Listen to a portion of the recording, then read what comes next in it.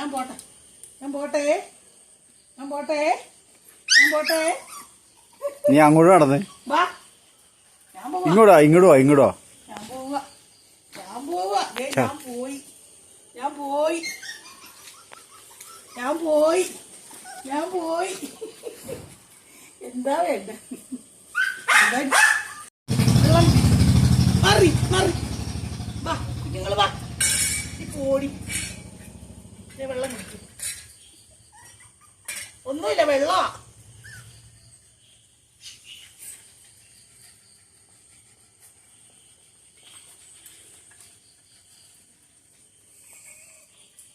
വെള്ളം കുടിക്കണമെന്നുണ്ടല്ലേ. എന്താ വേണ്ടേ?